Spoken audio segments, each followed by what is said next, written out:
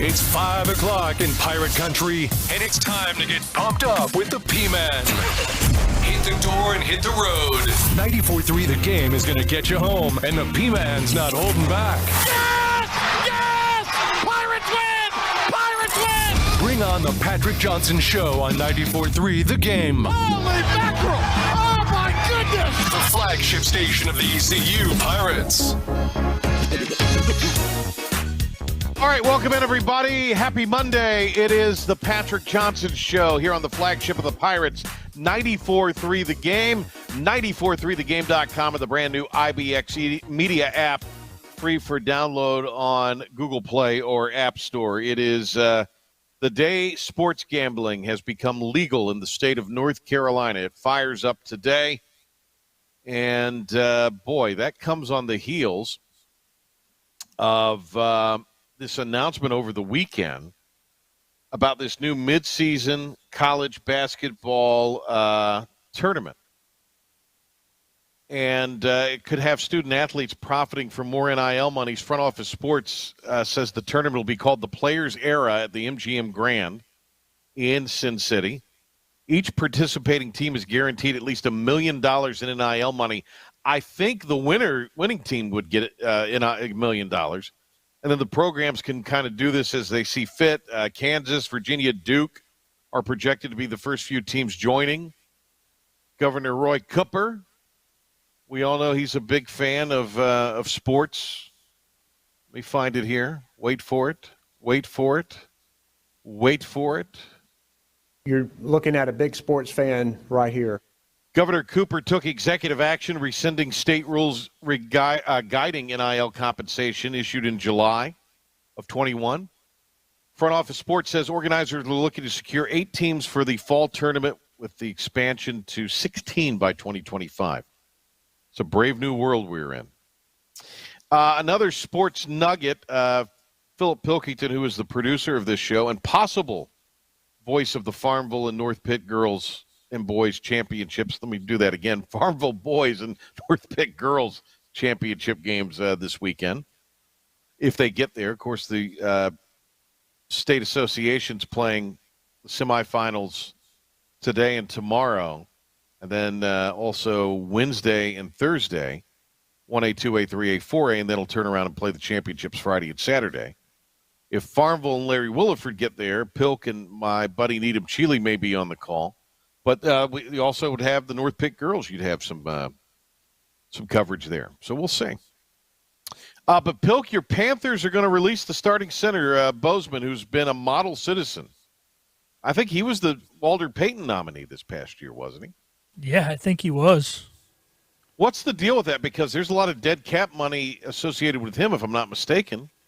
Yeah, there is, and obviously a lot of problems with the offensive line this past season, but I thought he was one of the bright spots. Yeah. It's suffered some injuries at guard. Austin Corbett going down early really seemed to hurt that, but I thought with Bozeman along with Taylor Moton were the 2 best players. So a little bit of a head-scratcher there, but hey, if David Tepper has his finger on it, the rest of us will probably be scratching our heads. Hey, that's the model in being a Scarlet sports fan. Yeah, there you go. Well, Pirates on the diamond get the sweep of Liberty in a compelling series over the weekend. 8-4 was the final yesterday. We'll hear from Cliff Godwin on that and more surrounding Pirate baseball coming up. Cliff will also be with us tonight from Tiebreakers for Inside Pirate Athletics. He and 3 players, Carter Cunningham, Jacob Starling, and Riley Johnson, will also accompany Coach G tonight. So we'll have that for you. Looking forward to that on 94.3 The Game and up and down the ECU Sports Network and WNCT.com streaming the video. My guy, Tree Roundtree will be there for WNCT filming that blessed occasion, and that's tonight at 6. So I'll be departing the studios here a little later to head over. But before we get into that, some other Pirate news. Well, we could cover it in our Pirate Report. Let's do that for you right now. And now, Patrick Johnson with today's Pirate Report on the flagship station of the ECU Pirates, 94.3 The Game. All right. Well, let's start with baseball. Coach Godwin on the type of opponent Liberty was this series. I think that was an easy series sweep. It was not. I just told Liberty's team, because Scott's one of my best friends, that, the way they played last night for the first 6 innings, there will be a lot of baseball teams. And I don't know if they've had anybody in the country's had a tougher, 10 days, and then being at Coastal Carolina for 3 games, being at College of Charleston, and then they have us come in here. But our guys played their tails off this weekend to get 3 wins. All right, Pirates did that competitive and compelling series, as I said. On how the Pirate bullpen stepped up this series. Yeah, I think there's a lot of people questioning our bullpen, and it's early in the season and guys are figuring out stuff, but super proud of Jaden Winter, man. He just squelched things when things were a little bit hairy. J-Dub threw a guy out. I can't remember what inning it was, but that was a big play. And then Eric Ritchie coming in and punching out 2 dudes. It's awesome. And Ritchie is gaining confidence back. And then, of course, Chris Kaler coming in and doing his job. And then Danny Bill, on no rest after last night, comes in and throws 2 scoreless. Coach, on how the Pirates were able to play from behind at times this series. Well, that's a pretty close-knit group. We've, said a lot about that, and at times the game tests you at different times in the season. And, we put up a 2-spot in the first inning against a really good arm who will be a, big-time draft prospect. And then we put 2 free guys on, and the guy runs the ball out the yard, so we're down 3-2. Then we get down 4-2.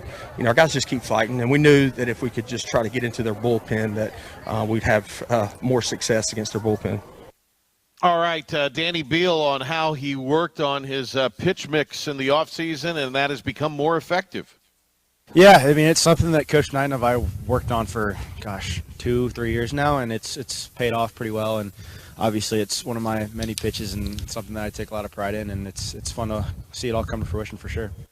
And more on Danny Beal pitching in the high-leverage situations after a shaky start. Yeah, I take pride in being able to, be available and pitch on multiple days in a weekend, but obviously not the start I had anticipated of the season, but it's good to get back in the good graces of everybody, and I knew my teammates had faith in me all along, so no big deal. And, one of the things that I think is just absurd is, Ritchie, Beal, any of these guys getting DMs or messages directly from fans if they have a poor performance. Get a life, people. Don't suck at life. You do suck at life, so that's why you're harassing college kids and sliding into their DMs. But get real. It's absurd and disgusting. The whole mentality of that is foolish. All right, let's shift gears to basketball, and I'm not. Let's not mix things up here. This has been a real disappointing end of the season. Pirates are going to be 8th in the postseason conference tournament. And I love Cy, as we all know, and Cy puts the spin on it. Well, the Pirates have never had a bye, and they're not going to have a bye, or they are going to have a bye and not play on the first day, but they've just got to play better. And the offense, in my opinion, just went south on Saturday. This is Mike Schwartz in the aftermath of the game, and I said it. Coach said it. The backcourt and the guard play for Charlotte was the difference in Saturday's loss.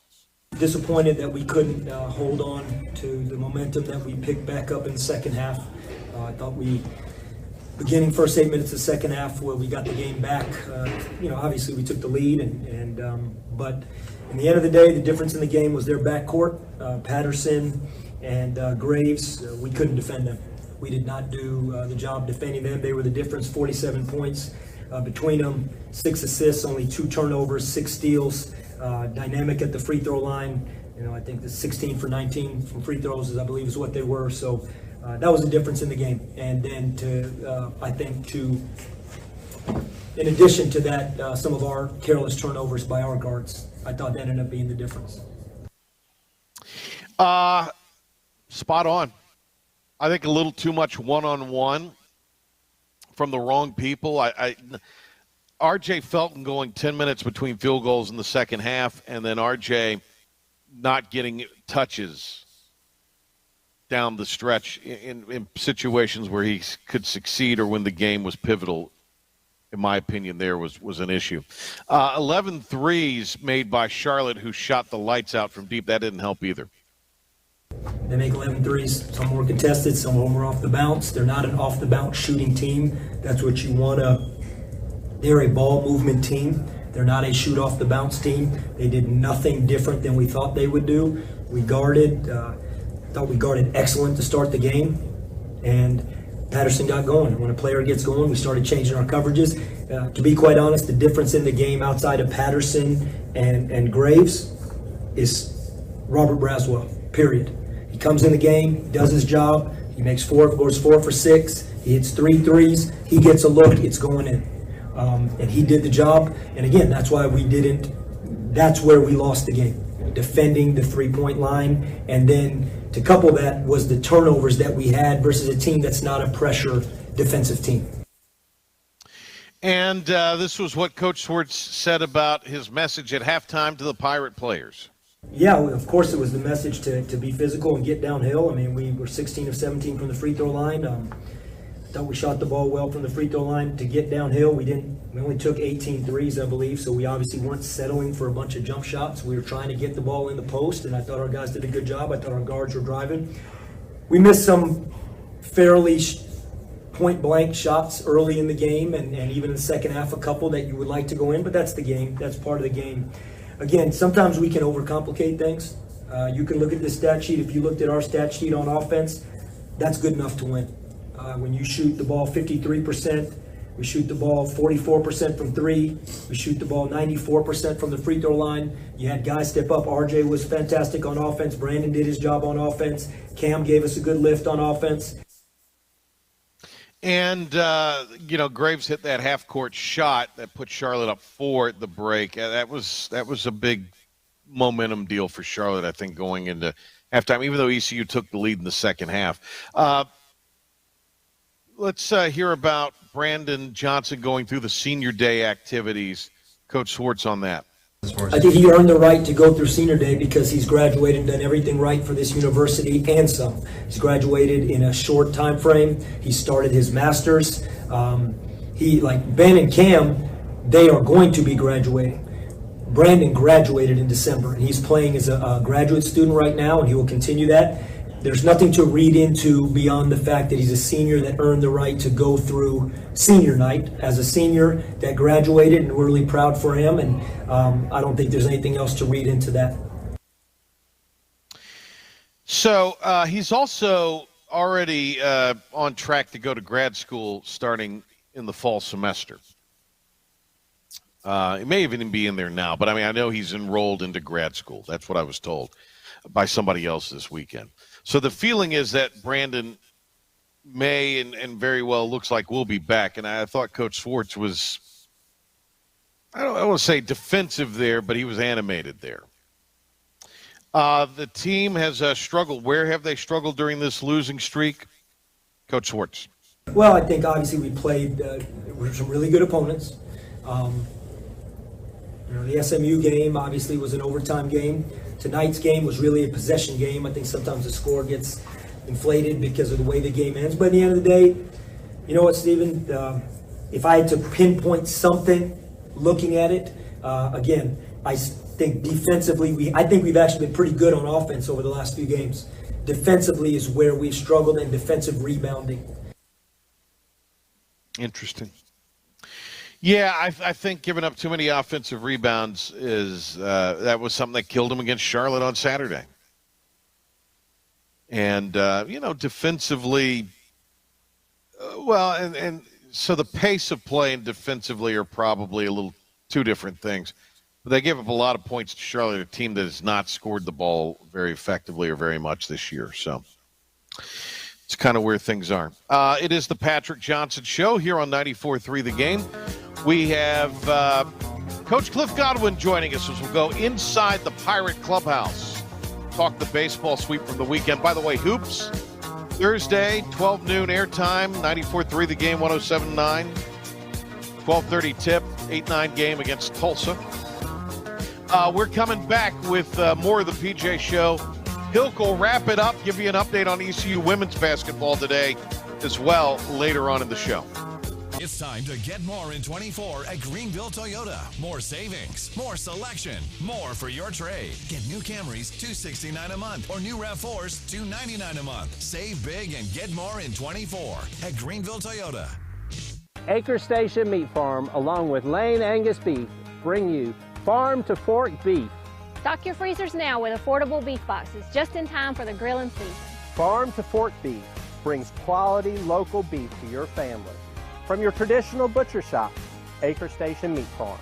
Come on down to Acre Station Meat Farm and find out why we're #1 in fresh cuts and friendly service. Acre Station Meat Farm, Highway 32 North, Pinetown. Other restaurants claim their food is fresh and fast, but are they friendly? At Moore's, you're treated like family the minute you walk into their doors. With locations in Winterville, New Bern, Swansboro, Morehead City, and Jacksonville. We've been practicing what we preach since 1945. At Moore's, our barbecue is slow cooked and smoked over real wood daily until it's so tender it's falling off the bone. Combined with our fresh chicken, cooked-to-order seafood, and homemade fixins, we're sure you'll agree. If it's not Moore's, it's less. You know what the problem is with standard belts? Usually you have to choose between too tight or the opposite, too loose. But with Anson Belt & Buckle, you don't have to choose. We got rid of the holes and instead have a track system designed for micro-adjustability. That way you can enjoy a perfect fit every time. Anson Belt & Buckle. Find your perfect fit today.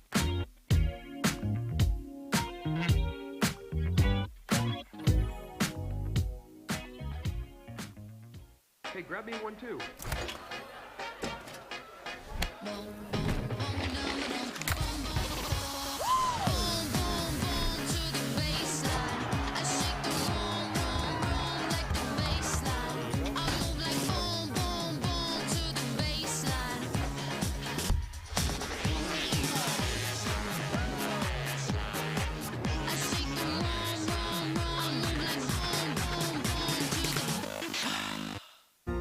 When a place is as special as this, you don't want to change a thing. You simply want to enjoy it, just as it is. That was our inspiration behind Bow Coast West, our newest community in Beaufort, North Carolina. Embrace all that we love about this very special place and make it easy for families to enjoy all that this coastal lifestyle has to offer. Be inspired. Bow Coast West. Get more in 24 at Greenville Toyota. Get more savings on our huge Toyota selection. Shop new Corollas just $239 a month or new Tundras with 3.99% financing. Get more for your trade. Save big and get more in 24 at Greenville Toyota. Download the new IBX Media app now and get the show for your ears and eyes. Doesn't it look great on me? This is the Patrick Johnson Show on 94.3 The Game. It is time to go inside the Pirate Clubhouse with Coach Godwin. Stephen Igo is alongside Patrick Johnson here with you, and ECU is coming off a sweep of Liberty over the weekend. A wild week weather-wise as we welcome Coach Godwin in. Cliff, congratulations on the sweep at Liberty. But, boy, what a wild week to deal with weather last week. And you lose one of the VCU games. It's going to be rescheduled. One of them will for May. But, boy, Mother Nature this time of year, quite unpredictable. Yeah, last Sunday there was just a nor'easter off the coast of North Carolina. There was zero chance of rain when we left here last Sunday after the Southeastern Louisiana game. I mean, Joey Perry's on top of that stuff all the time. And you wake up Monday morning early and it's pouring down rain, and, it's been raining on the field all day. So ideally, you don't ever want to put the tarp on the field when the field is soaked, but we really had no choice because it was going to rain another inch or so all day Monday. So we got the tarp on the field and then had to pull it off 9:30 Monday night. But of course, it misted rain all through Monday night into Tuesday till about 10:30, and there was no sun, no wind, overcast conditions, and we just couldn't get the field playable to put our guys out there or VCU's guys out there in a safe environment. So we had to cancel that, and of course, we knew Wednesday was going to be iffy as well. So I got to let me know that fans thought we were dodging VCU. So I'm here to say that Cliff Godwin, the East Carolina Pirates have never dodged anyone and will never dodge anyone. We just couldn't get the field ready. So, and I was super proud of our guys just getting through last week and being able to go on the road at Liberty. And I know our fans look at their record and think they're not good. I can tell you this, it's the best 3 starters that we faced in a weekend rotation. And it really challenged our guys on the road, of course, and having to come from behind twice on Saturday and Sunday to be able to come out with a sweep was super. And I was impressed with our guys, just our toughness and our grittiness and the way our guys performed. Cliff, how about the bullpen, particularly yesterday, and guys seemingly figuring out their roles, as you've said, during the course of the season, but it paid some dividends, and we saw the fruits of that, particularly yesterday. Yeah, it's awesome. And, AK had actually pulled up Eric Ritchie and Danny Bill's stats after last weekend where they were last year this time, and both of them had higher ERAs last year than they did this year after Sunday's game. So they're just slow starters. I know everybody was freaking out and, saying our bullpen's not good. And, we believe in our players and they work hard. And it's hurtful to me when we do have people, and it's not many, but it's a few, but are DMing like one of our players, specifically Eric Ritchie, after Sunday's outing. And look, if you want to be mad about something and our guy's not performing well, I'm getting paid. I'm an adult, so come after me. Don't come after our players. That just because it doesn't help. I mean, they know they didn't pitch good. They know they want to win. They work hard. They're invested in our program, but that's what in a negative way. And look, I'm for NIL used in the right way, but fans see our guys as professionals now, and that's not fair to 18 to 22-year-olds, in my opinion. But that's the world we've created with NIL and the transfer portal. When I say we, not me, because I'm not on any committee, but that's what college athletics has allowed. And it's just unfortunate because my experience at East Carolina was so awesome as a player, but I never had to be attacked on social media. And I don't envy that by any means for any of our players that have to go through that. I don't even know if we had social media back when you and I were in college. Boneyard Banter was just coming out around 2001. So, that was kind of the internet was coming along. So Boneyard Banter has probably been around for, 23, 24 years.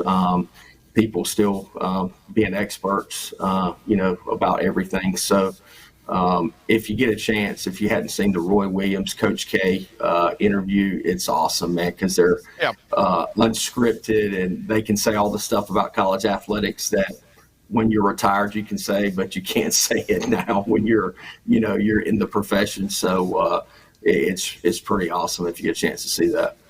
Yeah, I saw the first half of that. That was really great. Cliff Godwin is here with us. I'm going to give the floor to Igo here in a second, but I just wanted to follow up on a couple things there, Cliff. One, I don't even know if by the way, when Cliff and I were in school, you had to go to the computer lab on campus, unless you were really well off and you had a computer in your dorm room. That was like one person in each suite in Scott dorm had a computer. The other, I think the format of Boneyard Banter has been the same since 2001. All right, now let me move on. It's crazy to me that people would go out of their way to direct message or slide into the DMs of people. You mentioned this on the coaches show last week, and you mentioned it here. There's got to be a way to police that, or there's got to be a way for us to get the message out right now. People, get a life and get real.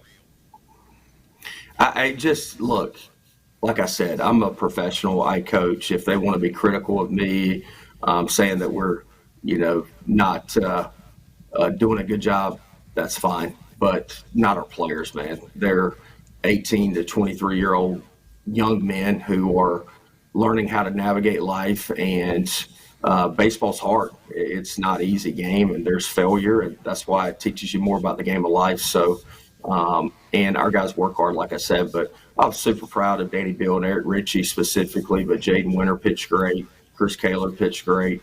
Of course, Shink pitched great. But a lot of guys, Groller pitched great as well on Friday, at D'Lo as well. So a lot of guys are continuing to improve and get better, and we want to be a better team at the end of the year than we are at the beginning. Cliff, road sweep's hard to get, clearly, but what does it mean this early in the season to win in so many different ways in one series? You know, holding off their late comeback and obviously coming back from behind yourself on Saturday, Sunday, winning in different ways this early. How much can that help you guys grow as a team? Well, a lot. You know, people look at the final score on Friday if you're not watching the game, and you see, it was 9-1 going into it, but it was a 4-1 game, I think, in the sixth inning. And Sheik comes in the seventh, leadoff single, if my recollection's right, and ends up getting out of the inning, strikes out a guy, and then J-Dub back picks the guy at first base, and just the momentum swung, and we were able to add on. And then, of course, the ninth, Costello was having a tough time finding the strike zone. I felt like the guy was squeezing him a little bit, which he's got to overcome that, and then D'Lo has to close it out.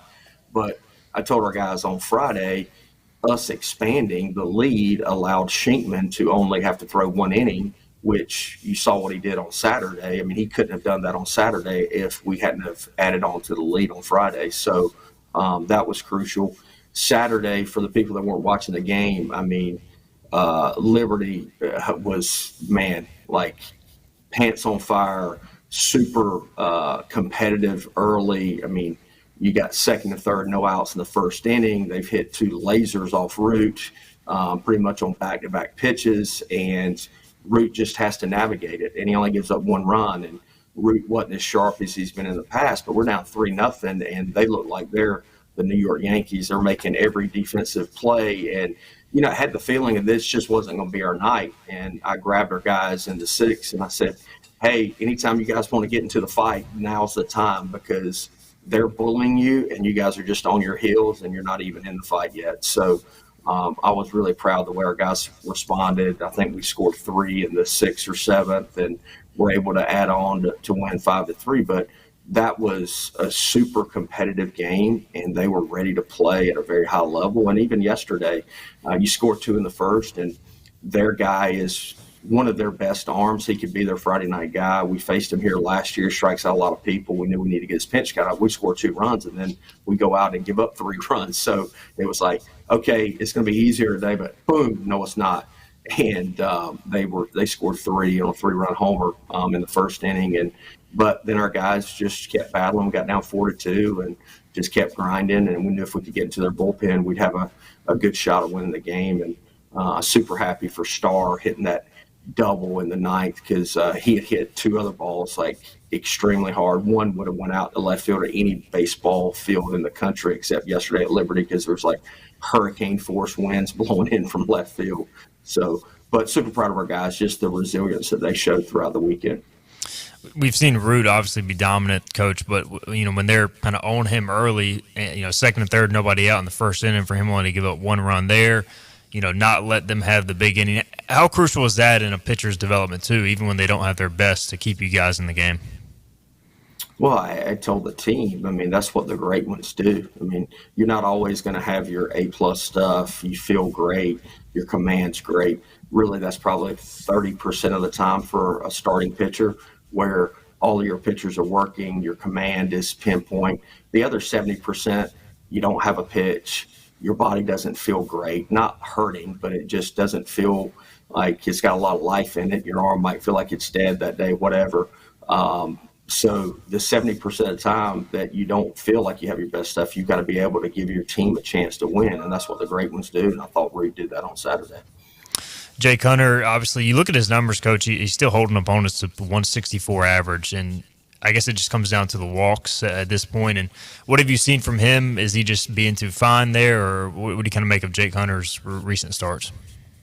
He just not commanding his fastball as good as he needs to. I mean, look, and I thought, off-speed stuff was better than it was last week against Southeastern Louisiana, but you got a 2-run lead, and we walked the first 2 guys. We got to be better than that, and he'll get better. But that's the thing that killed him, was just the freebies, and then you get behind their best hitter from last year. His numbers are not great this year, but he led their team last year offensively in pretty much every offensive category, and getting a 3-1 count. And now you got to throw a fastball and you're throw it down the middle, and the guy gets to swing off and the wind's blowing out to right field. I mean, he crushed it, and you're down 3-2. Coach Cliff Godwin is with us here as we talk Pirate baseball and talk the sweep of the weekend. Pirates will play tomorrow at UNCW, and that's always a tough assignment. We're going to talk later on this evening with Riley Johnson, who just continues to be a leader, not only at the head of your lineup, but also what he does in the field and just in general. Could you talk a little bit about Riley, Coach, beyond what fans see on the field? We know he's a little banged up with that kind of crazy pop in and out shoulder, but he's just been amazing this season and just kind of a steady Eddie guy for you that's a real table setter.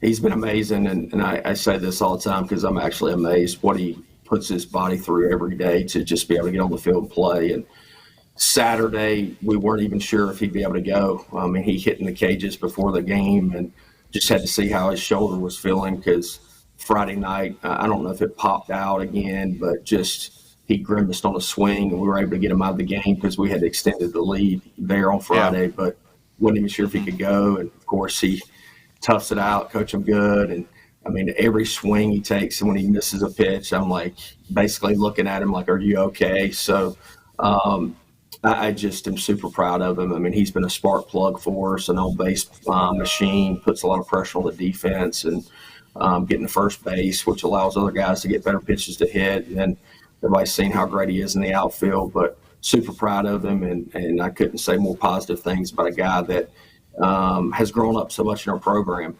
just mentally and physically, and super proud of just the way he is as a young man, not just as a baseball player. From that veteran guy to the freshman Bristol Carter, 3-hit game for you on Friday night. Pretty good series for him, started all 3 series. How about Bristol's development to this point? And it's one of those guys, it's kind of hard to keep him out of the lineup, it seems, Coach. Well, he's forced my hand for sure, and he's earned it.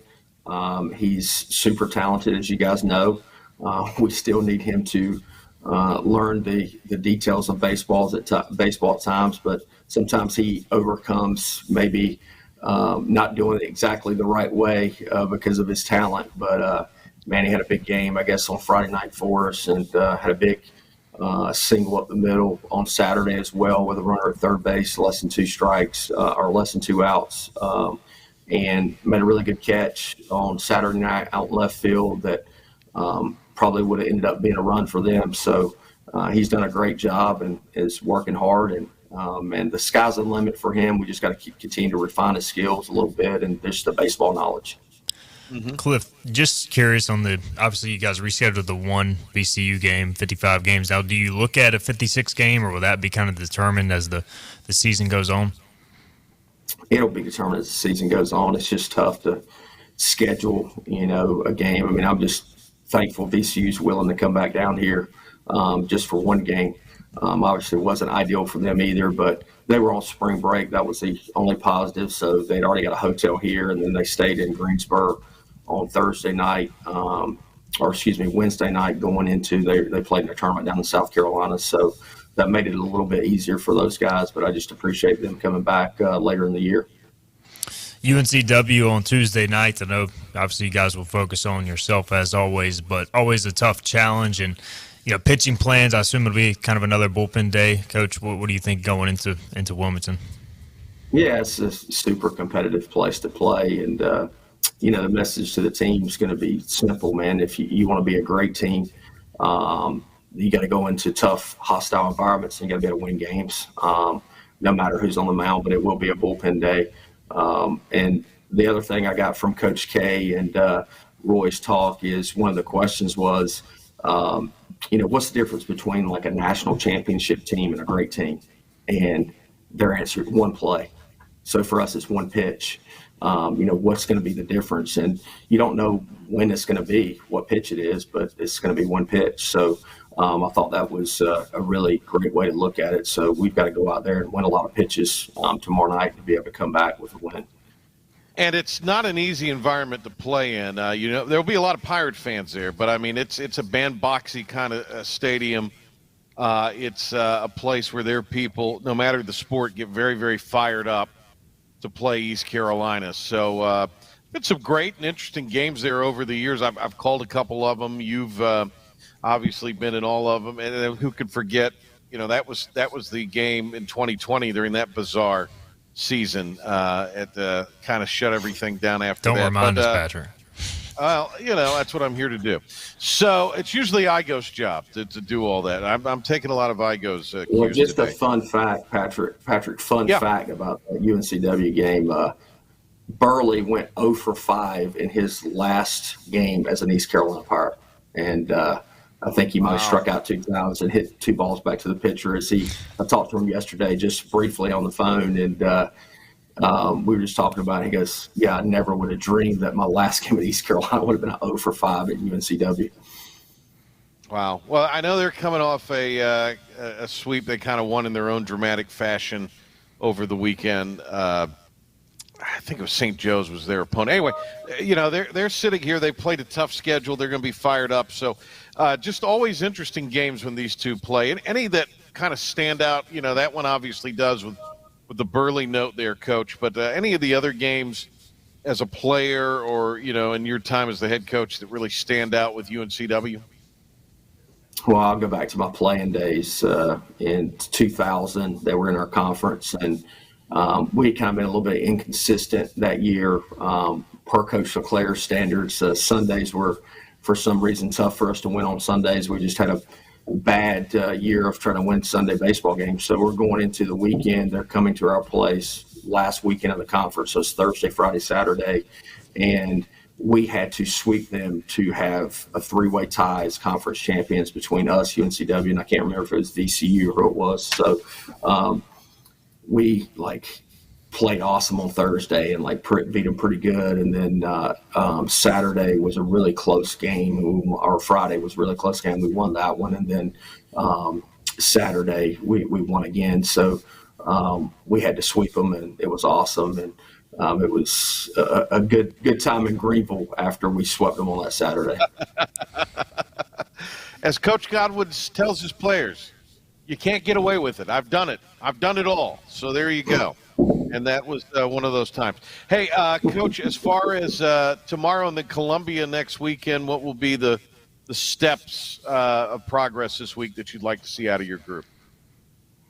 Well, today, it was a hard-fought series there at Liberty, and we got back about 8:30 last night. And we've been on spring break, so they've been away from academics, so they got to get back in classes today. They got to get their bodies ready with treatment and lifting and doing all the things that they do to make their bodies feel 100% in the middle of the season. And we'll get on a bus tomorrow and go to UNCW and play a really good opponent in a hostile environment. And then we'll come back and have short practice on Wednesday with our guys lifting again. And then Thursday we'll practice, and some guys that haven't gotten as many at-bats or been on the mound as much will do a little pitcher versus hitter. And then we'll better be ready to have the first night game at Clark LeClair this year with a 6 p.m. start on Friday.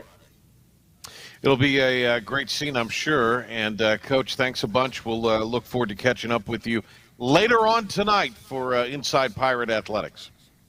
I'm doing double headers now on Mondays with Patrick and Igo. Twice in one day. So getting a full day of Patrick and Igo. Doesn't get much better, Coach. No, seriously. It's here by popular demand. That's what I think. That's what I would like to see. It's here by popular demand.